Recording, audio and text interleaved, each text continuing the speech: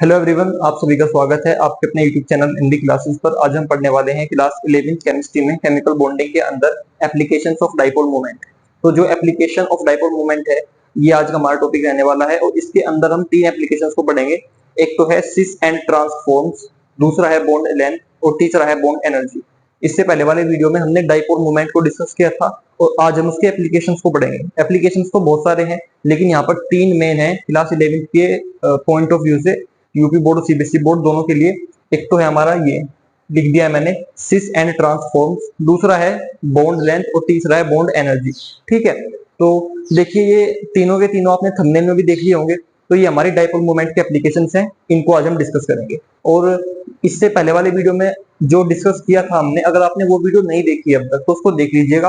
क्योंकि देखिए, अगर जैसे क्लास 10th में आपने पढ़ा होगा चैप्टर 8 में इंट्रोडक्शन ऑफ ट्रिग्नोमेट्री, और फिर चैप्टर 9 में पढ़ा होगा क्लास 10th में, उससे जस्ट आगे वाले चैप्टर में क्या था, वहां पर था एप्लीकेशंस ऑफ ट्रिग्नोमेट्री।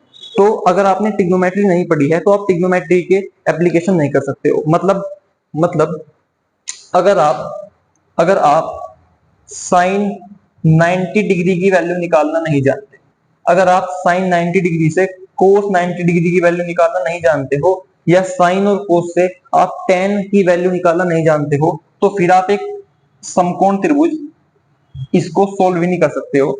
अगर आपको कोई एबीसी बना के दे दे तो आप उसको सोल्व कर ही नहीं सकते हो।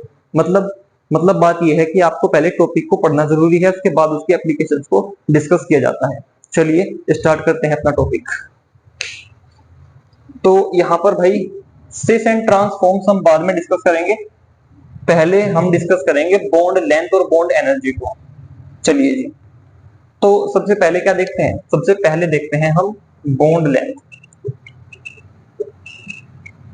बॉन्ड लेंथ का मतलब क्या होता है पहले तो ये समझ लीजिए।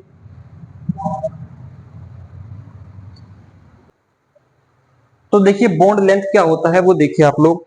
तो भाई बॉन्ड लेंथ देखो, बॉन्ड पढ़ा दिया है क्या है, और लेंथ का मतलब आप जानते हो, लेंथ का मतलब होता है लंबाई, डिस्टेंस। ये मार्कर है, इसकी भी कुछ ना कुछ लेंथ है, कुछ ना कुछ इसकी भी अपनी लंबाई है, भले वो इतनी सी हो।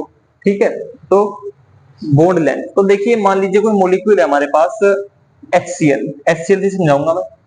तो HCl में क्या होता है, हाइड्रोजन सिंगल बॉन्ड क्लोरीन। तो ये जो बॉन्ड है, ये बॉन्ड कोई रस्सी या कोई ऐसा लोहे का सरिया नहीं है कि हाइड्रोजन क्लोरीन में घुसा दिया और ये जुड़ गए। ये केवल एक इमेजिनेशन है, इलेक्ट्रॉन की शेयरिंग है, इसको दिखाते ऐसे हैं बस। ठीक है, तो ये जो एरिया होता है पूरा, इसको ही हम बॉन्ड बोल देते हैं और इसको इस लाइन से दिखा देते हैं।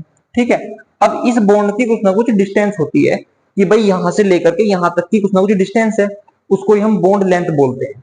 ठीक है, चलो, तो जैसे यहां पर है हमारे पास ऑक्सीजन है, ऑक्सीजन O2, तो O डबल बॉन्ड O।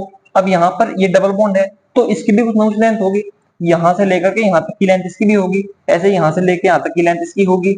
और N2 है हमारे पास, नाइट्रोजन ट्रिपल बॉन्ड नाइट्रोजन, तो इसकी भी कुछ ना कुछ लेंथ होगी अपने आप। ठीक है, तो इनको हम बॉन्ड लेंथ बोलते हैं। देखिए जो हमारा चैनल है आपको एक तरीके से ऑब्जेक्टिव एक ऐसी स्टडी प्रोवाइड करता है जो रटने वाले तरीके से अलग हो। ये तो या तो आप ये करो कि एनसीईआरटी की बुक उठाओ या कोई रिफ्रेशर बुक उठाओ, वहां से चीजों को रट दो, लेकिन हमारा चैनल आपको कॉन्सेप्ट प्रोवाइड करता है। अब यहाँ पर मैंने बॉन्ड लेंथ की डायरेक्ट डेफिनेशन नहीं छापी कि डेफिनेशन छाप दी और उतार लो काम हो गया, मैं प्रैक्टिकली आपको एक्सप्लेन करना चाह रहा हूँ। तो बॉन्ड लेंथ क्या होती है, देखिए जो हमारा कोवलेंट बॉन्ड होता है, इसमें इसमें दो एटम है ए बी। तो डेफिनेशन आप लिख सकते हो कि किसी सहसंयोजी अणु में दोनों परमाणुओं, किसी सहसंयोजी बंध द्वारा जुड़े किन्हीं दो परमाणुओं के बीच की जो दूरी होती है उसको क्या बोलते हैं, उसको बोलते हैं हम बंध की लंबाई बोलते हैं। इसको हिंदी में क्या बोलते हैं, बंध लंबाई बोलते हैं। ठीक है, तो उसको बंध की लंबाई कहते हैं। दोबारा सुनिए, किसी सहसंयोजी बंध द्वारा जुड़े दो परमाणुओं के मध्य की जो दूरी होती है उसको क्या बोलते हैं, हम बंध की लंबाई बोलते हैं। अब वो बंध सिंगल भी हो सकता है, डबल भी हो सकता है और ट्रिपल भी हो सकता है। ठीक है, चलो, तो यहाँ पर बॉन्ड लेंथ आपको समझ में आ गया होगा क्या है। अब आप कहोगे कि एक बात और क्लियर कर दूं, मान लीजिए यहाँ पर कार्बन सिंगल बॉन्ड कार्बन है, फिर कार्बन डबल बॉन्ड कार्बन है, कार्बन ट्रिपल बॉन्ड कार्बन है। ठीक है, तो carbon single bond carbon, carbon double bond carbon और कार्बन ट्रिपल बॉन्ड कार्बन। तो क्या तीनों की सेम होगी? भाई यहाँ पर भी कार्बन ही है, यहाँ पर भी कार्बन, यहाँ भी कार्बन, यहाँ भी कार्बन, यहाँ भी, यहाँ भी। मतलब इसका मतलब तो ये हुआ कि जो यहाँ पर ये है, मान लो ये R है, तो यहाँ वाली मान लो R1 है, ये R2 है और ये R3 है। तो क्या मैं ये कह सकता हूँ कि R1 equal R2 equal R3? क्या कह सकता हूँ? क्यों? आप सोचोगे कि दोनों ओर तो सेम ही एटम है, तो हो सकता है सेम हो। तो भाई ऐसा नहीं है, दिस इज नॉट इक्वल। ये मतलब इक्वल बिल्कुल भी नहीं है। क्यों नहीं है? क्योंकि यहाँ पर सिंगल बॉन्ड है, यहाँ पर डबल बॉन्ड है और यहाँ पर ट्रिपल बॉन्ड है। बेसिकली कार्बन कार्बन के लिए मैं आपको ऑर्डर बता दूं तो ऑर्डर क्या होता है? ऑर्डर ये होता है, सबसे बड़ी जो होती है वो सिंगल बॉन्ड की होती है कार्बन कार्बन के बीच में, उससे छोटी डबल बॉन्ड की, उससे छोटी ट्रिपल बॉन्ड की। तो ये इक्वल नहीं होती। होता क्या है दरअसल यहाँ पर ये होता है R1 सबसे बड़ी, R2 उससे छोटी और R3 उससे भी छोटी। चलो, तो ये हमारा बॉन्ड लेंथ था। तो बॉन्ड लेंथ तो आप समझ गए होंगे, ठीक है। तो बॉन्ड लेंथ क्या है? कोई भी दो एटम कोवलेंट बॉन्ड से जुड़े हुए हैं तो उनके बीच की जो दूरी होती है उसको हम बॉन्ड लेंथ बोलते हैं, बंध की दूरी बोलते हैं। और यहाँ पर कार्बन कार्बन के लिए याद रखना, ठीक है, ये वेरी इंपॉर्टेंट एग्जांपल है, इसलिए मैं आपको बता रहा हूँ कि सिंगल बॉन्ड अगर कार्बन कार्बन के बीच में आ जाए तो वो सबसे बड़ी होगी डिस्टेंस, फिर उससे छोटी डबल बॉन्ड के लिए होगी, उससे भी छोटी ट्रिपल बॉन्ड के लिए होगी, ठीक है। तीनों सेम नहीं होंगी, क्योंकि भले ही एटम सेम हो लेकिन बॉन्ड डिफरेंट हो गया, यहाँ सिंगल हो गया, यहाँ डबल हो गया, यहाँ ट्रिपल हो गया, इसलिए। तो यहाँ पर ये हमारा टॉपिक क्लियर हो गया है, ठीक है। अब देखो डेफिनेशन तो बना लोगे खुद, लेकिन प्रैक्टिकली ध्यान रखो कि मान लो दो एटम है तुम्हारे पास, दोबारा बता रहा हूँ, एक एटम ये, एक एटम ये, इसका न्यूक्लियस ये हो गया, इसका न्यूक्लियस ये हो गया, ये ए है ये बी है। मान लो दोनों के दोनों कोवलेंट बॉन्ड से जुड़े हैं, तो देखो कोवलेंट बॉन्ड से जुड़े हुए हैं तो बॉन्ड लेंथ क्या होगी? देखो इसके न्यूक्लियस से लेके इसके न्यूक्लियस से लेके इसके न्यूक्लियस के बीच की जो डिस्टेंस होगी, बेसिकली वो बॉन्ड लेंथ होगी, ठीक है। यहाँ पर तो मैंने कह दिया था कि हाइड्रोजन क्लोरीन से जुड़ा है तो ये बॉन्ड की जो लेंथ है वो बॉन्ड लेंथ है, लेकिन एक्चुअल में बॉन्ड लेंथ क्या है? इस वाले एटम के न्यूक्लियस से इस वाले एटम के न्यूक्लियस के बीच की जो एग्जैक्ट डिस्टेंस है वो क्या है? वो बॉन्ड लेंथ है, ठीक है। चलो, और बॉन्ड लेंथ को किस में मेजर किया जाता है? तो देखो बोथ साइड यूनिट है, मीटर है, सेंटीमीटर है, ठीक है, और भैया किलोमीटर भी है। वैसे तो लाइट ईयर भी एक डिस्टेंस होती है, मतलब मात्रक होता है, और एक होता है बहुत छोटा सा यूनिट एंगस्ट्रॉम, ठीक है। लेकिन ये सारी यूनिट ये वाली इनका यूज नहीं करेंगे, क्यों? क्योंकि वही बात है यार, एक मोलिक्यूल तो हमें दिखता नहीं, ठीक है। आपकी आंख खराब नहीं है, मैं नहीं कह रहा हूं कि आपकी आंख खराब है। देखिए एक छोटा सा मोलिक्यूल हम नहीं देख सकते, क्यों?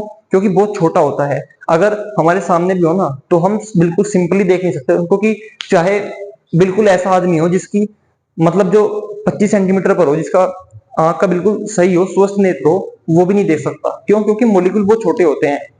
तो अगर मॉलिक्यूल इतने छोटे हैं तो ये बीच की डिस्टेंस को कौन देखेगा? बीच की डिस्टेंस देखने की किसी की औकात नहीं है, तो कौन देखेगा? कोई भी नहीं देखेगा। तो इसलिए ये जो डिस्टेंस होती है इसको हम इतने बड़े बड़े यूनिट्स में मेजर नहीं करते, इसको हम इतने बड़े बड़े यूनिट में मेजर नहीं करते कि मीटर में, सेंटीमीटर में, किलोमीटर में, लाइट ईयर में। इसको हम मेजर करते हैं भाई किसमें? एंगस्ट्रॉम में। देखो एंगस्ट्रॉम एक बहुत छोटी सी यूनिट है, क्यों? क्योंकि 1 मीटर, सॉरी, जो हमारा 1 एंगस्ट्रॉम होता है वो is equal to 10⁻⁻10 metre. 1 angstrom is equal to 10⁻⁻10 metre के इक्वल होता है। इसलिए हम देखो इतना छोटा है कि -10 में पावर जा रही है, तो इसलिए हम जो बॉन्ड लेंथ होती है उसको एंगस्ट्रॉम में मेजर करते हैं, क्योंकि बहुत छोटी सी लेंथ है, ठीक है। तो किस में मेजर करते हैं? एक दो इंपॉर्टेंट एग्जांपल, और एक्चुअल में है क्या उसको याद कर लेना, बस इतना ही बहुत है इसमें। अब हम नेक्स्ट टॉपिक देखते हैं जो है बॉन्ड एनर्जी। तो चलो ये तो हो गया। वैसे आप कह तो रहे होंगे कि मजाक तो नहीं कर दी, तो भाई मजाक वगैरह बिल्कुल नहीं है। देखिए टॉपिक इतने छोटे हैं कि मैं क्या करूं इसमें, कितनी एक्सप्लेनेशन दूं, ज्यादा नहीं। तो बॉन्ड एनर्जी देख लेते हैं। तो बॉन्ड एनर्जी क्या चीज है? चलो, तो बॉन्ड एनर्जी का मतलब है बंध की ऊर्जा, यानी बॉन्ड की एनर्जी। जैसे मान लीजिए आपके पास, वही एग्जांपल दूंगा दोबारा से, मान लीजिए हाइड्रोजन क्लोराइड है, ठीक है। अब हाइड्रोजन क्लोराइड में हाइड्रोजन क्लोरीन के बीच बॉन्ड है, यानी यानी ये जो बॉन्ड है, इस बॉन्ड की एनर्जी क्या होगी? बॉन्ड एनर्जी होगी। सिंपल डेफिनेशन तो यही है, लेकिन एक्चुअल में बॉन्ड एनर्जी क्या है? इस बॉन्ड को तोड़ने के लिए, इस बॉन्ड को तोड़ने के लिए, ब्रेक करने के लिए जितनी एनर्जी चाहिए वो क्या है? वो बॉन्ड एनर्जी है। ठीक है, तो बॉन्ड एनर्जी क्या है? किसी भी बंध को, बॉन्ड को तोड़ने के लिए आवश्यक ऊर्जा को, आवश्यक एनर्जी को हम क्या कहते हैं? उस बॉन्ड की बॉन्ड एनर्जी बोलते हैं। तो जैसे हाइड्रोजन क्लोराइड है, इसमें हाइड्रोजन क्लोरीन के बीच में एक सिंगल बॉन्ड है, तो इस सिंगल बॉन्ड को तोड़ने के लिए जितनी एनर्जी की आवश्यकता होगी, जितनी एनर्जी चाहिएगी, वो क्या होगी? वो हाइड्रोजन क्लोराइड की बॉन्ड एनर्जी होगी। ठीक है, तो ये आपको पता होना चाहिए। ऐसे ही कोई भी मॉलिक्यूल ले लो, मान लो हमारे पास O2 है। क्या है? O2 है। अब O डबल बॉन्ड O, तो O डबल बॉन्ड O को तोड़ने के लिए, मतलब बीच में ये जो डबल बॉन्ड बना है ना, इस डबल बॉन्ड को ब्रेक करने के लिए, तोड़ने के लिए, मतलब समझिए ये मार्कर है, टूट गया, मतलब एक तरीके से कैप अलग हो गया, समझाया है मैंने। तो उसको तोड़ने के लिए जितनी एनर्जी चाहिएगी वो क्या होगी? Bond energy. तो बॉन्ड एनर्जी का कॉन्सेप्ट क्लियर हो गया।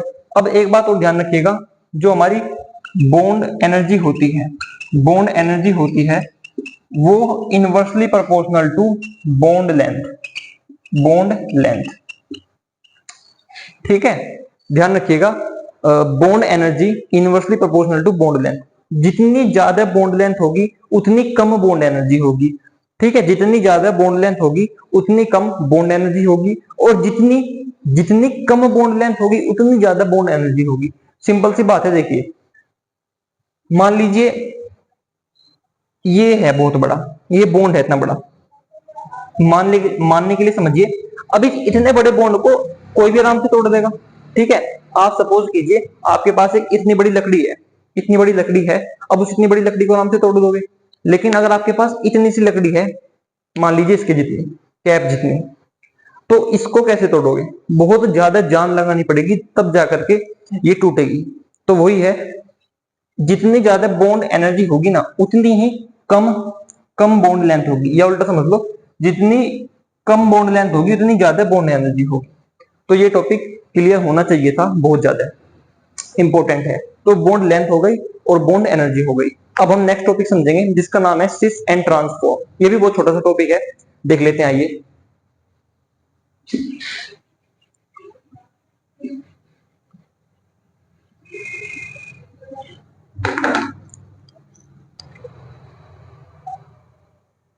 तो देखो भैया, थर्ड टॉपिक का नाम है सिस एंड, चलो एंड लिख दूं, ठीक है, एंड ट्रांसफॉर्म्स। सिस एंड ट्रांसफॉर्म्स हमारा नेक्स्ट टॉपिक है।